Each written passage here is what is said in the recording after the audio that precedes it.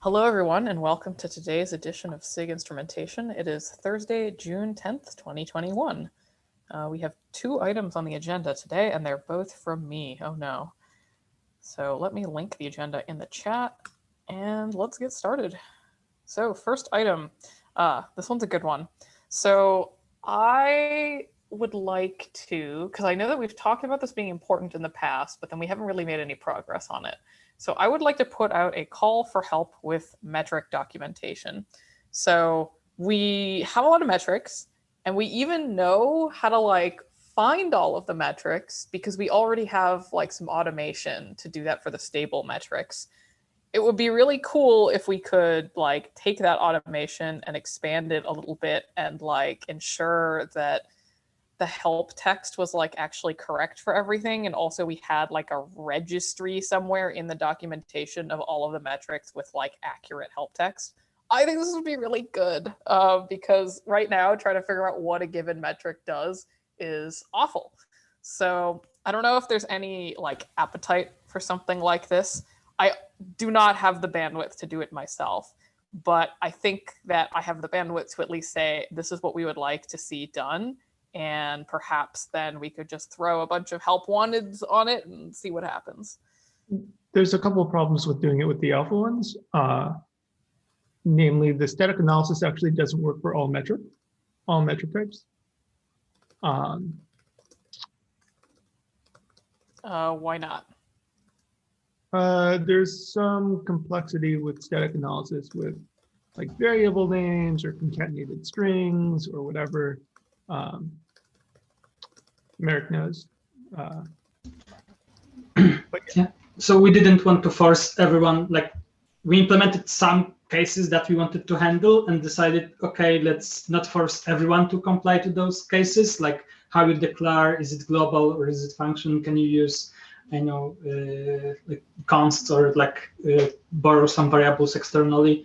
We proposed, okay, let's require this for stable because some metrics kubelet are auto-generated, and this handling those metrics or discovering them would be pretty hard by static analysis. Custom collectors too are problematic because they don't follow the whole options paradigm.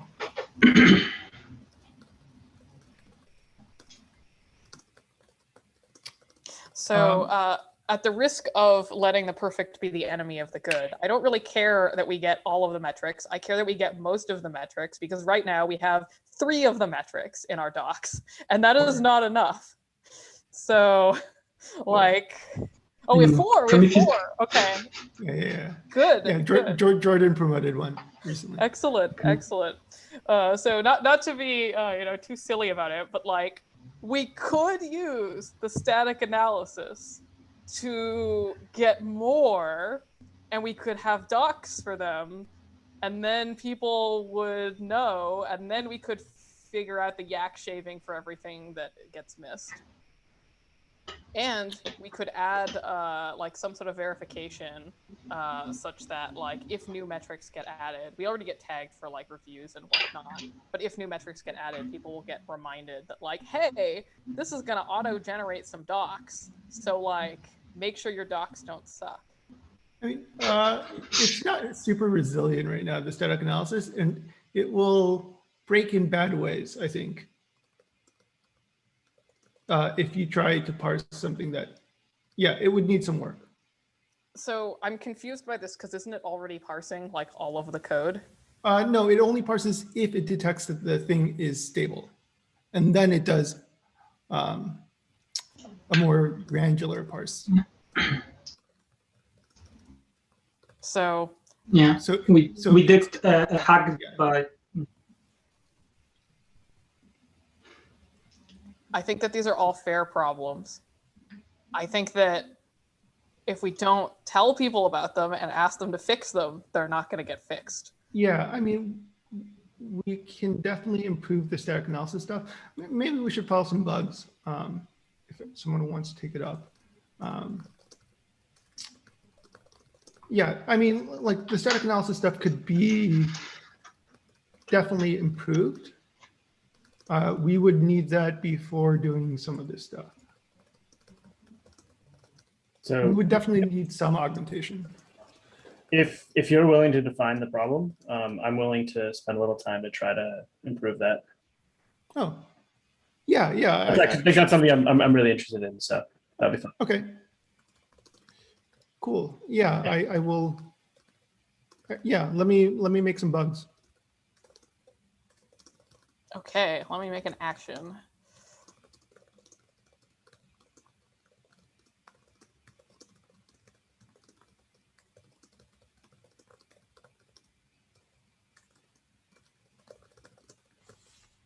Woohoo! Awesome. Anything else on that one? Yeah, we probably need documentation on how it works. Currently, there are 2 people who really know how it works. I don't know your and email. Sorry. It's just. I know mostly- your email, Han. Yeah. You need my email? Yeah, so I can assign you the thing. in the- Coffeepack@gmail. Okay. Thank you. Easy when the email is the same as the GitHub handle. It is, and mine is not. Okay, that's awesome. Is there anything else on that one? I mean, yeah. So we need, you said we would also need documentation for like how the static analysis works. Yeah, basically. So We can that would definitely be put in a mostly call for that. moving, yeah, moving the cap, like the cap for static analysis. You know, it's pretty detailed. I mean, Is it? Okay, maybe. like there is not like if we would, yeah, like it defines how we work around the issue with dynamic Okay. metrics. So yeah, it's like I agree that cap is not a documentation, but it should help to get some started. Yeah. I'll say it's a good starting point for the developer docs. Okay. Cool. That's exciting. I really just want to see more documentation for metrics because people are constantly asking me, what does this metric do? And I'm like, I don't know. And the person who wrote it is like gone and they didn't write any documentation either. So there's nothing I can do about it. The second piece after that would be like to parse the auto-generated data and to like turn it into like a table or something in, right? Like have some script that turns it into a table. That way we can just auto-generate the documentation. That would be good to discuss and with, I don't know, SIG. Do we have a SIG docs or to what format they want to ingest? So I assume each release comes with auto-generated command line instructions. So if we could hook up with the same process. Exactly, yeah. First do it manually for the latest release, or if someone wants to do it. Technically, static analysis could do a fill up for the previous releases, but then make it a regular, easy to continue process. Oh yeah, we could change the output type. Yeah, that's a good idea.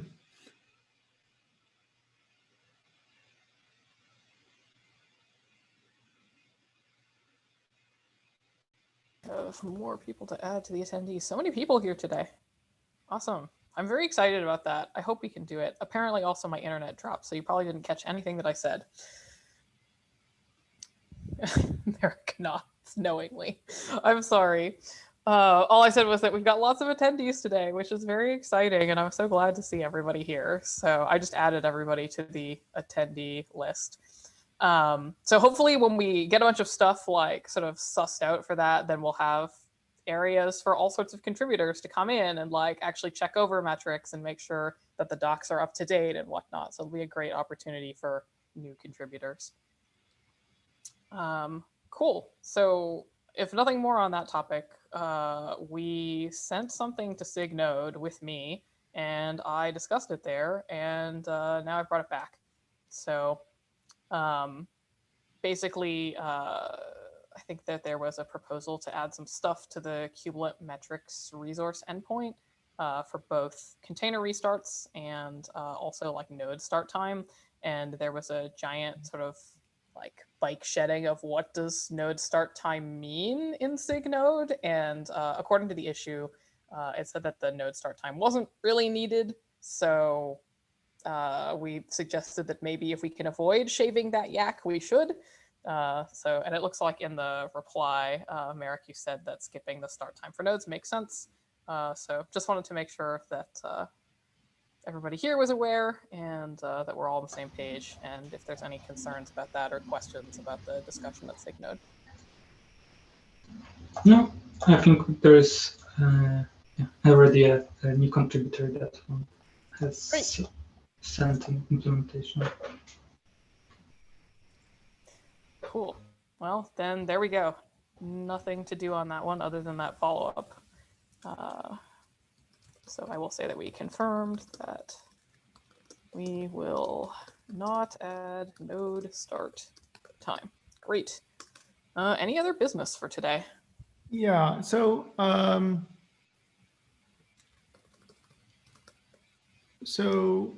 there's been a recent issue where someone's trying to remove a metric because it's alpha, except, you know, all metrics defaulted to alpha Yes. when the stability framework was introduced, and it doesn't actually mean that no one is using that metric and it's safe to remove, right?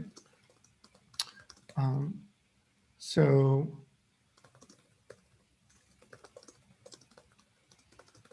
I was just wondering what people thought about how to handle situations where there are like modification of a metric that's alpha, which people downstream may be using. So my hot take on this is that we don't have enough stable metrics yet for people to say it's not stable, therefore there's no SLA, because there's like 3 or 4, and like I think that every component needs to have stable metrics before we can say if it's stable, then you follow this deprecation guideline. If it's alpha, then you can do whatever you want, kind of thing. Because many of these metrics that we've had for, you know, a dozen releases, like people aren't expecting them to disappear even though they are alpha. So I know that in the past, certainly anytime a metric is removed, it has to have an action required release note and some sort of steps for migration off. But I think it's better, especially if do we have a guideline? I guess we are creating the guideline. Would it be fair to say that if a metric has been in Cube for like, say, 2 or more releases, that there needs to be a minimum of a 1 release deprecation period for removal? We can lengthen it. We can say if it's been in Cube for 4 releases, it needs to be deprecated for at least 1 release. So we only have like 2 level, which is alpha, which sounds like really easy to remove, and one is stable, which sounds stable. Can we have something in the middle? It's like something is in 4 releases, but can we have like a beta for that category? We Because talked about essentially doing that in the metric stability framework, and we basically ended up going into a, you know, like not going to need it. And so we ended up not, I think, implementing it. So there isn't currently a beta status. It's either alpha or stable.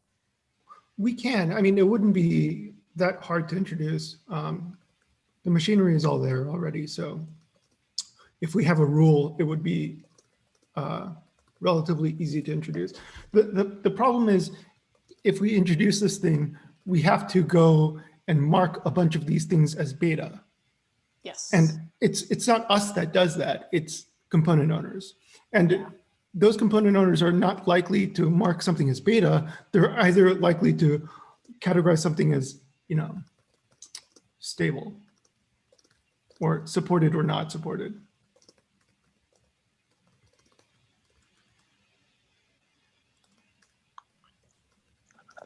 I didn't actually look at the PR, but does the group that owns the component with this metric in this case want to remove the metric, because we're really providing a minimum bar that people have to reach, right? In terms of like, if you're stable, you can't remove it. We don't necessarily specify that what you have to do if it's alpha. You can provide whatever transition you want. So like it's just a minimum. It's not even a prescription. Yeah, for sure. So Han, just to make sure that I captured what you said accurately, so you're saying if it's been in for 4 or more releases, it should have a 1 release deprecation period? Yeah, there should be some notice, right? Yes. And then, of course, all metric removals must be accompanied by action required release notes on both deprecation and removal. It would be possible to enforce this using the static analysis tooling if we forced metrics to have a version that they were introduced. We could add that as an options to metrics, and then basically we could make this statically enforced. Here's a variation on that idea, if I may, because, well, how about this? What if we only allowed metrics to stay in alpha for a set number of releases before the component owner either had to remove them or promote them? Because essentially what you're saying is an alpha metric that's been there for X number of releases acts like a stable metric, right? Because stable doesn't mean well, no, the end of the stable world. has a much longer deprecation period than 1 release. I think it's like 2 releases of deprecation or something like that, at least. And then there's magical stuff with hidden metrics. So yeah, it ends up being at least a year. Okay. Yeah. So but I we're- agree. Like we need something to prevent, perma alpha of metrics or perma beta cube Y. It's a little bit weird for us to only have the alpha and like stable. I found because people will add metrics in like say an alpha stage of a KEP, and then they'll try to graduate it to beta, and they'll be like, oh, but I thought I had to make my metrics beta, but I don't, because there is no beta metrics phase. We can introduce a beta. I mean, I would say that if we want to have a separate policy, like 1 release deprecation required, then a separate stage makes sense to communicate that.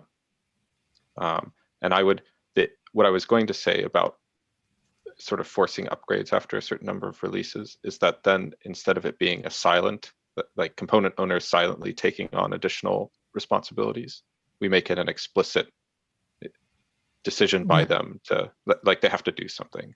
You have to promote it to beta, basically. Right. Yeah, and a beta also is a way for us to say, okay, your metrics is stay in beta for like 1 or 2 releases. It's time to consider either remove it or promote it to stable. So we can have those step functions there, So kind of. The problem I have with that is like not all metrics are like great for promoting to stable, because like metrics can change with the shape of code. And like the thing that you are instrumenting can change, right? There can be more dimensions or whatever, like as development occurs. So like, it's feasible that you have a metric that's like very tied to development cycles, which changes frequently enough so that like basically you can't really have any guarantees, right? Like,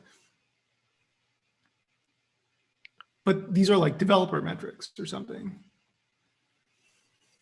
Something like, I remember all of those metrics about priority and fairness. Is that like a reasonable example where they want them just for development and testing and stuff? But okay. And they're changing a lot.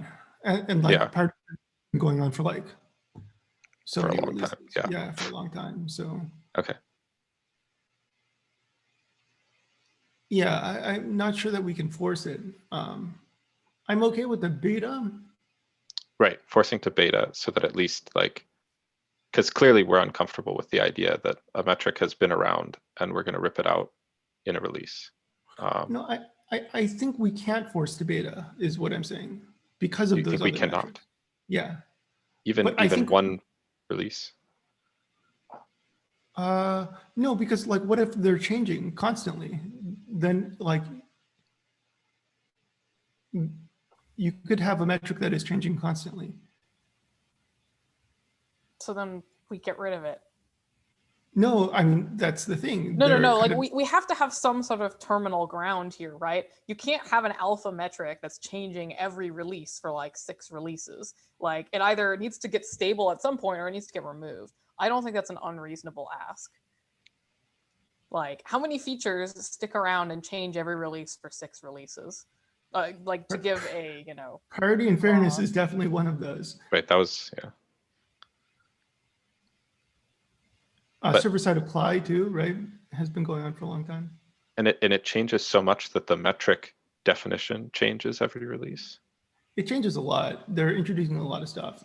so the like priority maybe we fairness- set it to like, I mean, I don't know if this is a guideline that we can actually enforce statically, but if the like the shape of the metric has not changed in a release for 4 releases, then we kick it out if people don't, like we automatically promote it or kick it out. Like if the labels are changing or the state of the metric looks very different from release to release, then that resets the cycle.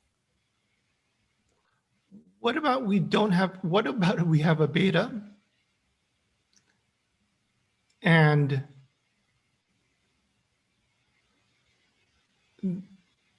we encourage people to move their alpha metrics to beta?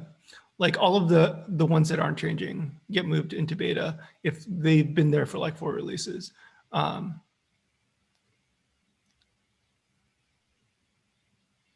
Do we have any way to generate the list of those so we can go like sort of? No, we would have to retroactively add all the version numbers to the metrics. It would be a pain. Yeah, that's gonna be a huge pain. Yeah.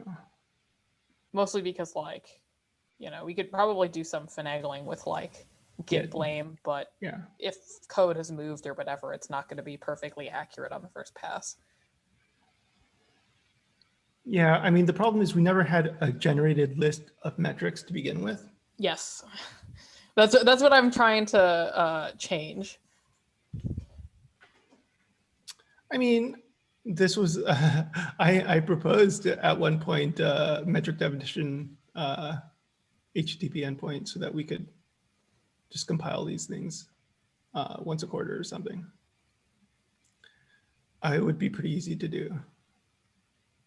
I don't know that that solves the like catching things at CI time issue though. No, it doesn't. It's mostly for documentation, like quarterly documentation. So I'm hearing a couple of things being sort of bandied about. So one of them is the possibility of adding beta to metrics, and the other is a policy for how we deal with deprecation of all phases of metrics, because we have one for stable metrics right now, but we don't have one for alpha. And like we know that, you know, there's technically no requirements for alpha, but we could add guidelines that say if the alpha metric's been in cube for 4 or more releases, please don't just remove it, follow this deprecation process. So I think that those are 2 separate things. Presumably if we get a beta metric phase, then we would also need a guideline for that. So I think the way that we should proceed is we should have like a decision point for whether or not we want to add a beta phase, and that is completely separate from we still need a deprecation policy for how we deal with alpha metrics. There's a simple way to solve this, which is we can apply this going forward. And so we just tag all the metrics with the current version number. And then 4 releases later, they have to be promoted to beta. Or you have to get an exception. I mean, that solves the problem in like over a year from now. That does not help with the current situation, which is people are asking us, pretty can quickly. they remove metrics? No, but like it's fine. Like that solves the future problem, but that does not solve the initial problem statement that you raised, which is someone has asked you, can I remove this metric right now? And the answer is no. If it's been there for a while. But the thing is, we're retroactively making these rules. It's also kind of unfair, right? Like, I don't think that we're retroactively making any rules. That has been the unspoken rule of, or I shouldn't say unspoken, that has been the spoken informal rule. Like we have not written it down in documentation, but every single metric that I've seen that's effectively been like, consumed by end users, we've always had some sort of deprecation policy around it, like prior to even the metric stability framework. As I said, like the problem is everything is defaulting to alpha. There's almost nothing in stable. So we can't say 90% of metrics in Cube have no guarantees and like we can remove them willy-nilly. That would break everybody consuming Kubernetes. And that's never been the policy. Like we've never said, oh yeah, by the way, like a metric can just disappear. And in fact, we have gotten urgent critical bugs where people like, this metric has disappeared, and we move heaven and earth to make that metric go back. So I don't think that we're retroactively adding a policy. I think that we're formalizing an existing policy. This is also a call for a cap, right? Basically, if anyone is interested in writing a cap proposal for beta and some reasonable standards, I think that would be. I think that we can do the so for the cap. I agree. If we want to add beta phase, I think that needs a cap. For the policy for deprecation of alpha metrics, which I think is separate, we don't need a cap for that. That's just going to be an update to our community docs. I was going to say, yes, it would be fairly simple for us even just to provide recommendations, but not requirements retroactively. So we can say, like, for alpha metrics, if you can provide this deprecation period, you should, as like a more, that way at least we have something to point out for new inquiries.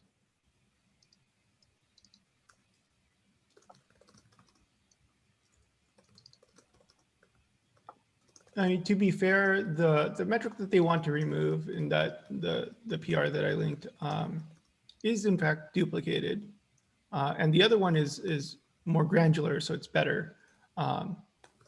But both metrics have been around for like 2 years, at least, and people depend on them. I mean, registered watchers just gives you the watch counts. It's going to be used pretty heavily, right? Like long-running gauge is not as obvious that it includes the watch counts. So yeah, I have some hesitancy about just ripping it out, even though it is duplicated. Okay, so I think what we should do, I think we should have a policy in the community docs. I think we should make the policy what the informal guidelines have been for like the past multiple years of me working in Cube and everybody else here working in Cube. We need to figure out what the exact details are. I think we can probably hammer that in a PR. Because we are at time, it is 10 o'clock my time. Han, do you want to take the action to like start a draft of that PR and then people can review? Like where we're adding, guidelines for how to deprecate alpha metrics. Sure. Yeah, you can assign that to me. I'll do it. Okay, thanks so much, everybody. We are at time, so I've got to kick everybody out. But it was good to see you. See you next week at Triage. All right. Bye-bye. Bye.